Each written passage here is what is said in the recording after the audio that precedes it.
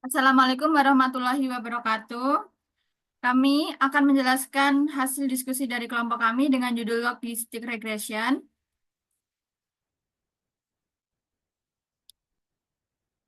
Pertama, perkenalkan nama saya Clara Putri Yusri Maevera dengan NPM digit belakang 049 dan adapun rekan saya Azahra Putri Sulistia Utami dengan NPM belakang 029, Shirley Briliansa Putri NPM digit belakang 156 dan Syafika Emalinda Afrika dengan NPM belakang 192.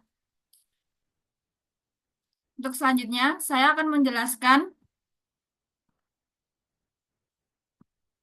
apa itu regresi logistik.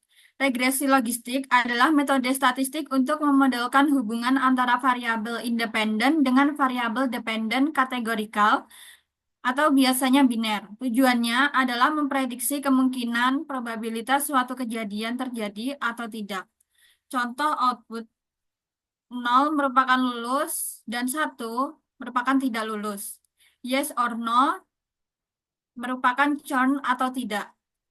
Dan fake or real merupakan klasifikasi akun.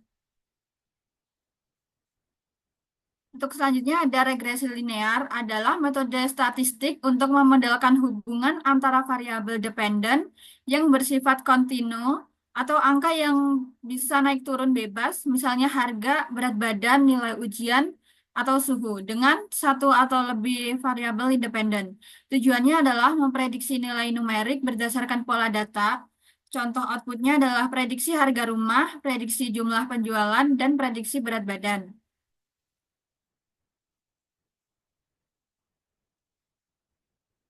Bentar. Untuk selanjutnya ada dataset. Dataset yang kita pakai adalah dataset Mushroom Classification yang diperoleh dari UCI Machine Learning Repository, berisi data karakteristik jamur yang digunakan untuk mengklasifikasikan apakah suatu jamur dapat dimakan atau edible dan beracun poisonous. Dataset ini mencakup data dari 23 spesies jamur berinsang dalam keluarga Agaricus dan Lepiota. Di dalamnya terdapat 22 fitur kategorikal yang menggambarkan karakteristik fisik dan lingkungan jamur. Variabel target pada dataset ini adalah class yang bernilai E untuk jamur yang dapat dimakan dan P untuk jamur yang beracun. Proses pengembangan model dilakukan dengan mengikuti alur machine learning life cycle secara menyeluruh.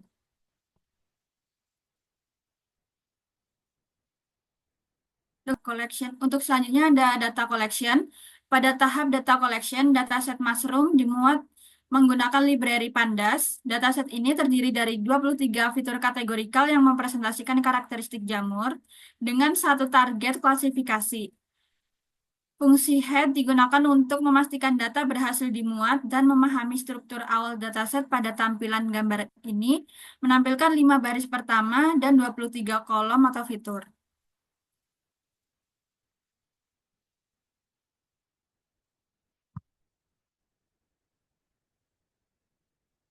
Untuk selanjutnya ada exploratory data analysis. Pada tahap ini, untuk selanjutnya ada exploratory data analysis. Pada tahap ini, fungsi DF info digunakan untuk melihat struktur dan kondisi dataset. Dari hasil ini diketahui bahwa dataset terdiri dari 8.124 data dengan 23 kolom. Seluruhnya bertipe kategorikal dan tidak memiliki missing value, sehingga data siap untuk diproses ke tahap selanjutnya. Untuk selanjutnya akan dijelaskan oleh teman saya. Oke, selanjutnya adalah cek missing value. Pada tahap ini dilakukan pengecekan missing value untuk memastikan kualitas data sebelum masuk ke tahap analisis dan pemodelan.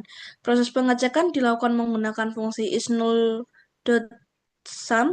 pada setiap kolom dataset. Berdasarkan hasil yang ditampilkan, seluruh fitur baik variabel target kelas maupun 22 fitur lainnya memiliki jumlah missing value sebesar 0, artinya tidak terdapat data kosong atau nilai yang hilang pada dataset ini. Hal ini menunjukkan bahwa dataset ini berada dalam kondisi bersih dan lengkap sesuai standar sehingga tidak memerlukan proses penanganan missing value, seperti imputasi menggunakan min, median, maupun modus. Oke. Selanjutnya ada perbandingan jumlah kelas target atau edible dan poisonous. Pada bagian ini ditampilkan perbandingan jumlah kelas target dalam dataset, yaitu antara jamur yang dapat dikonsumsi atau edible di dalam tampilan tersebut adalah E, dan jamur beracun atau poisonous di dalam tampilan tersebut adalah B.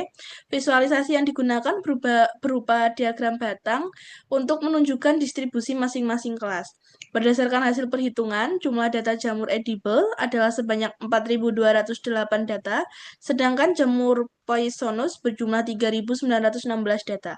Dari hasil tersebut, dapat dilihat bahwa distribusi kedua kelas relatif seimbang, maupun kelas edible memiliki jumlah data yang lebih sedikit banyak dibandingkan kelas poisonous.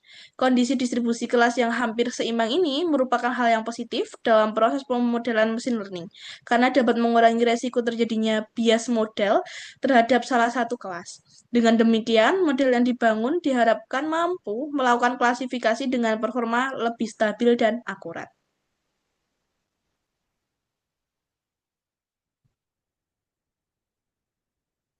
Oke, selanjutnya adalah encoding dan one hot encoding.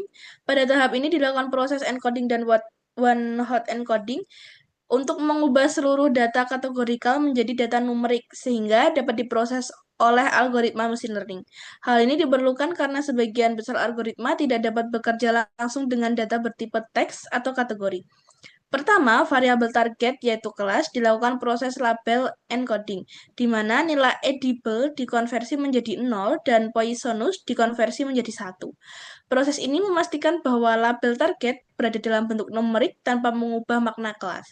Selanjutnya, fitur-fitur input memiliki dua kategori juga dilakukan label encoding, sedangkan fitur dengan lebih dari dua kategori diproses menggunakan one hot encoding. Teknik ini menghasilkan kolom-kolom biner baru yang merepresentasikan setiap kategori secara terpisah. Hasil dari proses encoding ini terlihat pada peningkatan jumlah kolom yang awalnya 23 fitur menjadi 97 kolom. Seluruh kolom hasil encoding bertipe data integer yang menandakan bahwa data telah sepenuhnya berada dalam format numerik dan siap digunakan untuk tahap pemodelan.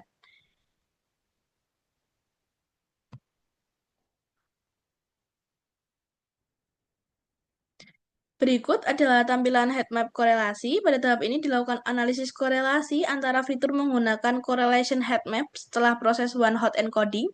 Heatmap ini digunakan untuk melihat hubungan linier antara setiap fitur numerik yang dihasilkan dari proses encoding.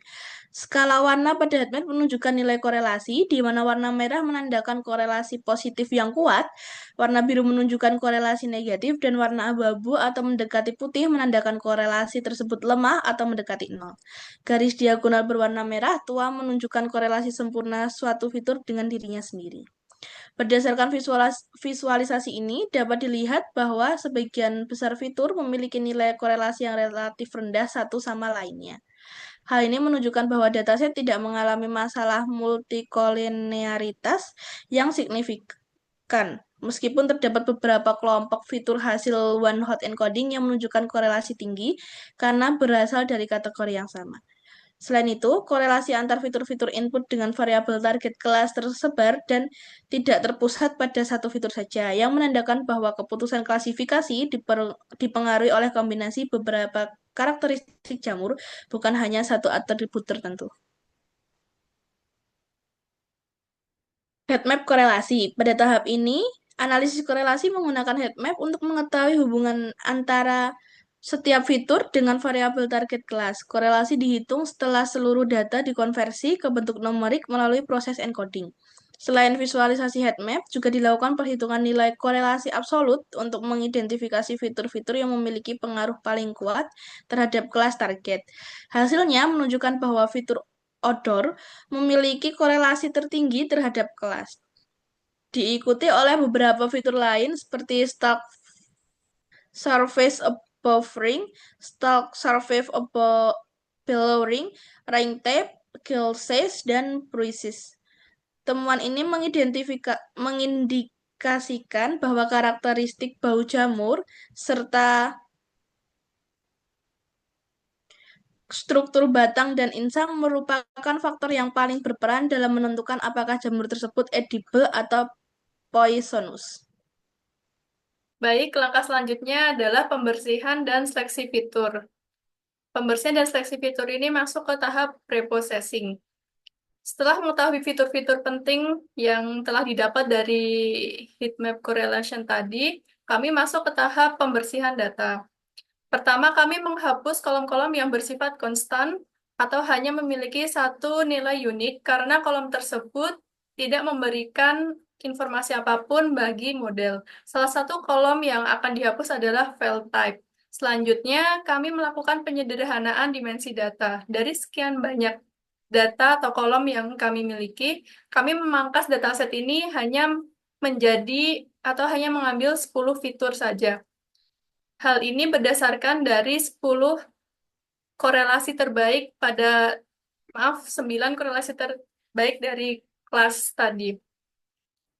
Hasil akhirnya, dataset kami kini berukuran 8.124 baris dan 10 kolom, termasuk kolom kelas atau kolom target yang siap untuk dimodelkan. Langkah selanjutnya adalah pemisahan target dan fitur. Pemisahan antara atribut input dan target ini kami bedakan menjadi variabel X dan variabel Y. Kami mendefinisikan variabel X dengan menghapus kolom kelas. Ini menghasilkan dimensi 8.124 baris dan 9 kolom atau berisi 9 fitur prediktor. Selanjutnya, variabel Y didefinisikan hanya berisi kolom kelas saja. Ini adalah label yang akan diprediksi oleh model atau variabel targetnya. Pada slide terlihat contoh data fitur yang sudah berupa nilai numerik atau hasil encoding, seperti other underscore n, yang berarti berbau n, ring type, dan gill size. Selanjutnya, pemodelan dan optimasi threshold atau modeling. Masuk ke inti proses, yaitu modeling. Di sini kami melakukan sesuatu yang sedikit berbeda untuk memaksimalkan akurasi yang kami miliki saat ini. Daripada kami menggunakan batas threshold yang sudah tentu atau standarnya yaitu 0,5 untuk klasifikasi, kami melakukan pencarian threshold yang paling optimal. Kami melakukan looping atau iterasi nilai threshold dari 0,1 hingga 0,9 untuk mencari F1 yang terbaik. Hasilnya, kami menemukan bahwa threshold optimal di nilai 0,6. Dengan menggunakan threshold ini, hasil akurasi yang didapatkan sangat memuaskan. Akurasi training sebesar 97,70%, akurasi testing sebesar 97,83%. Nilai testing yang sedikit lebih tinggi dari training menunjukkan bahwa model kami sangat robust atau kuat dan tidak mengalami overfitting. Selanjutnya, evaluasi model pada data testing. Selanjutnya kami melakukan evaluasi mendalam menggunakan confusion matrix dan classification report pada data training. Pada confusion matrix terlihat model berhasil memprediksi dengan sangat baik. Sebanyak 2.878 true positif, yaitu pada data kelas 0 diprediksi dengan benar, dan pada true negatif sebesar 2.677 data kelas 1 diprediksi dengan benar.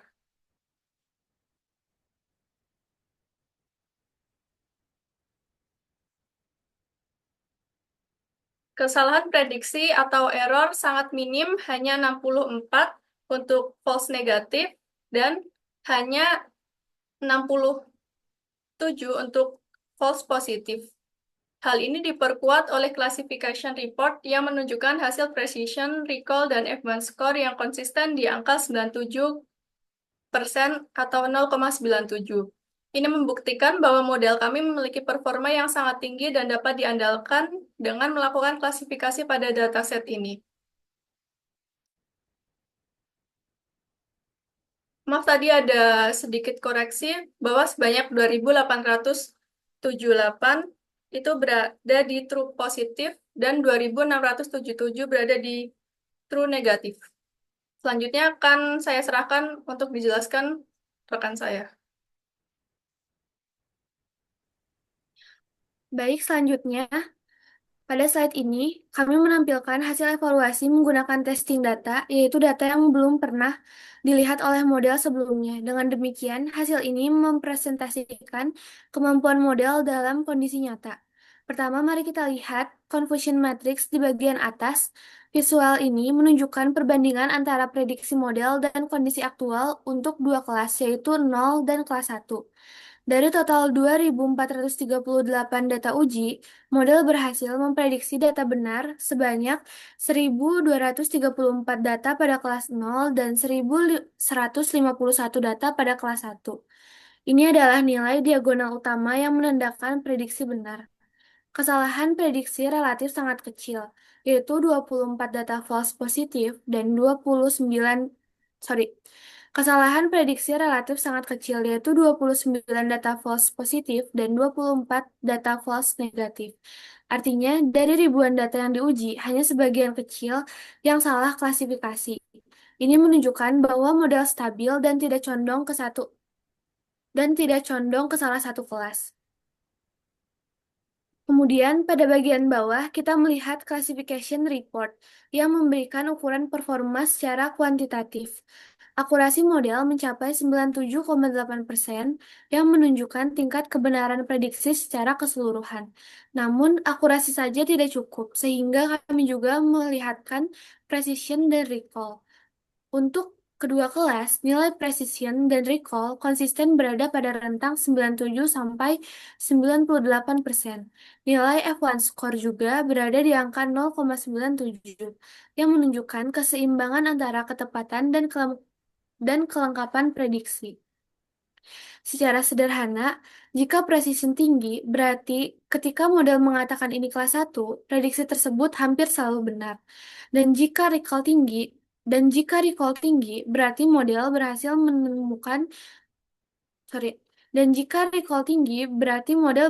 menemukan hampir seluruh data kelas 1 yang benar-benar ada. Lalu jika F1 score tinggi, berarti menunjukkan bahwa model tidak hanya akurat, tetapi juga konsisten dan seimbang. Selain itu, jumlah data antar kelas relatif seimbang sehingga hasil evaluasi ini valid dan tidak bias akibat distribusi data. Berdasarkan seluruh hasil evaluasi ini, dapat disimpulkan bahwa model memiliki performa yang sangat baik dan stabil, tingkat kesalahan berada di bawah 3%, dan model sudah siap digunakan untuk tahap selanjutnya, baik untuk deployment maupun implementasi pada sistem nyata. Lalu selanjutnya, jika sebelumnya kita melihat angka-angka mentah, di slide kali ini kita melihat visualisasi confusion matrix menggunakan heat map. Grafik ini membantu kita memahami performa model secara visual dan intuitif.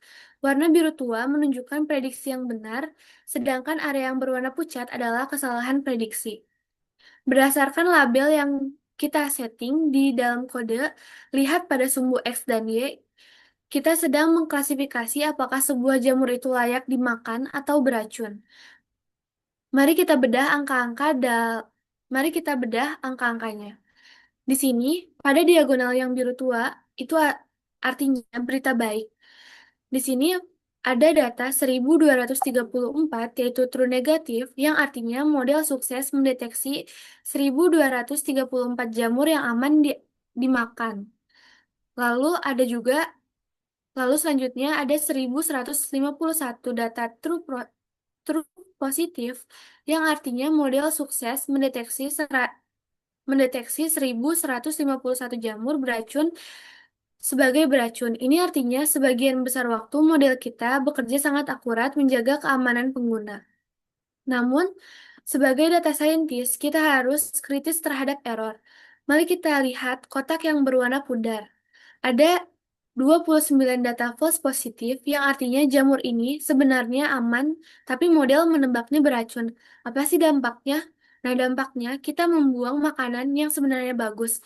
Ini sebenarnya hanya mubazir, tapi tidak berbahaya bagi nyawa. Dan selanjutnya ada 24 data false negatif. Ini artinya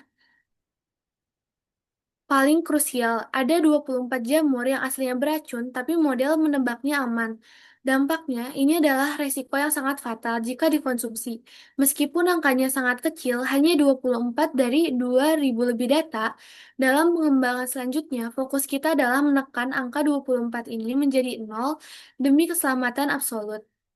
Secara keseluruhan, visual ini mengkonfirmasi bahwa model kita memiliki separabilitas yang sangat baik. Kotak biru tua yang dominan menunjukkan model sangat percaya diri membedakan mana yang beracun dan mana yang aman. Baik, selanjutnya,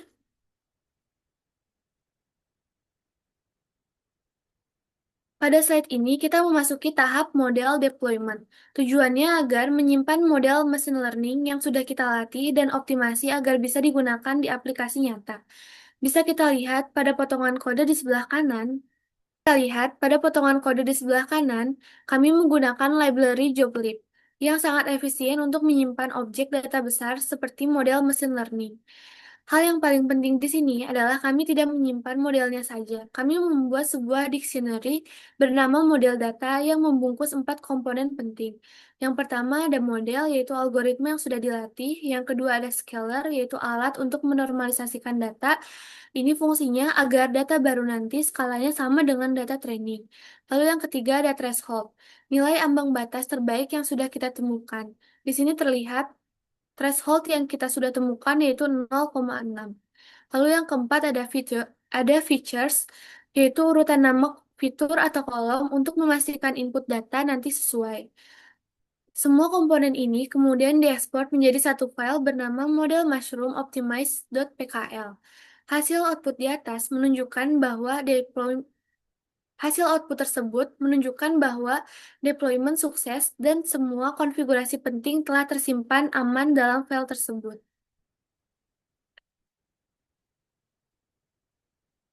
Selanjutnya, bentar. Selanjutnya, pada slide ini kita masuk ke tahap model monitoring. Setelah model machine learning dideploy, pekerjaan kita belum selesai. Kita perlu memastikan performa model tetap stabil saat menghadapi data baru di dunia nyata. Slide ini menunjukkan simulasi bagaimana kita memantau kesehatan model tersebut secara otomatis. Kita lihat di sini, kami membuat sebuah fungsi Python bernama monitor model. Ada beberapa langkah. Yang pertama ada loading model dan parameter. Di sini kita memuat file model mushroomoptimized.pkl. File ini tidak hanya berisi modelnya saja, tapi juga menyimpan nilai threshold optimal yang sudah kita tentukan saat training.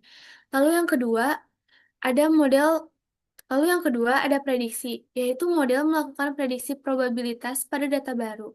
Lalu yang ketiga ada penerapan threshold. Di sini kita tidak menggunakan threshold default seperti 0,5, melainkan menggunakan threshold khusus sekitar 0,6 yang tersimpan dalam dictionary data model untuk menentukan kelas 0 atau 1. Keempat ada evaluasi. Fungsi ini langsung menghitung skor akurasi dengan membandingkan prediksi model melawan label aslinya. Lalu kita lihat di kanan bawah, itu adalah hasil dari fungsi monitoring. Di sini kami melakukan simulasi menggunakan 50 data testing terbaru, dan laporan menunjukkan bahwa model mencapai akurasi 98%. Ini dicapai menggunakan threshold 0,60 sesuai dengan strategi optimasi kita sebelumnya. Pada kesimpulannya, sistem ini memberikan output status normal yang artinya model beroperasi dengan sangat baik dan masih relevan untuk digunakan saat ini. Lalu selanjutnya,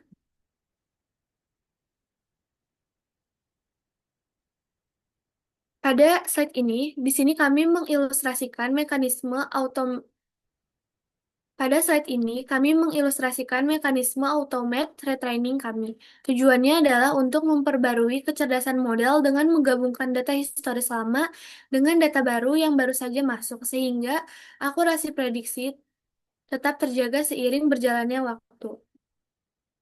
Kita lihat pada sisi kiri kode, di situ terdapat langkah-langkah. Yang pertama, penggabungan data, yaitu di situ terdapat langkah-langkahnya. Yang pertama, penggabungan data atau pada kode di situ ada pd.concat. Pertama, fungsi retain model menerima data baru dan menggabungkan dengan data lama.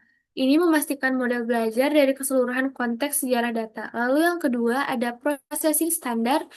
Di sini kami menerapkan standarisasi fitur agar model logistic regression dapat bekerja optimal dan tidak bias terhadap data dengan skala angka yang besar.